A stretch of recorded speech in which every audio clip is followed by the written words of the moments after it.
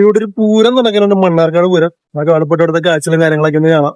അതുപോലെ തന്നെ മരണക്കിണർ വന്നിട്ടുണ്ടെന്ന് പറയുന്നുണ്ട്, നമുക്ക് അതിലൊന്ന് പോയിട്ടേക്ക് കയറണം. പിന്നെ അതുപോലെ മിഠായി അപ്പം എന്നും പറഞ്ഞൊരു സാധനമുണ്ട്, അത് നൈസാണെന്ന് പറയുന്നുണ്ട്, അതൊന്ന് കഴിച്ചു നോക്കണം.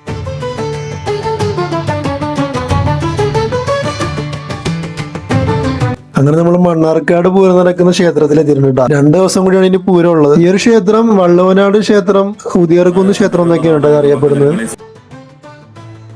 ക്ഷേത്രത്തിലേക്ക് എൻട്രി ചെയ്യുമ്പോൾ തന്നെ കാണുന്ന ഒരു കാഴ്ചയായിട്ടേ കാണുന്നത്. കേരളത്തിലെ തന്നെ ഏറ്റവും വലിയൊരു തോണി എന്നാണ് ഞാൻ ഇവിടെ ചോദിച്ചപ്പോൾ നമുക്ക് അറിയാൻ കഴിഞ്ഞത്. ഈ പൂരം അവസാനിക്കുന്ന ദിവസത്തെ മണ്ണാർക്കാട് താലൂക്കിലെ എല്ലാ ഗവൺമെന്റ് സ്ഥാപനങ്ങളും വരെ അവധിയാണെന്നാണ് ഞാൻ കേട്ടിട്ടുള്ളത്. ഈ നാട്ടിലെ തന്നെ എല്ലാ ആളുകളും ഒത്തൊരുപ്പിക്കുന്ന ഒരു പൂരം കൂടിയാണ് ഈ മണ്ണാർക്കാട് പൂരം എന്ന് പറയുന്നത്.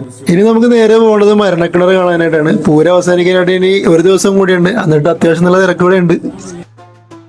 ഇത് കാണാനായിട്ട് 2 ലെയർ ഉണ്ടാവും. നമ്മുടെ ഏറ്റവും ടോപ്പിൽ നിന്ന് കാണാൻ വേണ്ടിയിട്ടാണ് നമ്മൾ പോയിട്ടുള്ളത്. എന്നാലേ നമുക്കൊരു ഫീല് കിട്ടുള്ളൂ ഇതിന്റെ. ഏകദേശം നമ്മളൊരു 5 മിനിറ്റോളം വെയിറ്റ് ചെയ്തിട്ടുണ്ട്. അതുകൊണ്ട് ഇപ്പൊ പരിപാടി തുടങ്ങിയിട്ടുണ്ട്.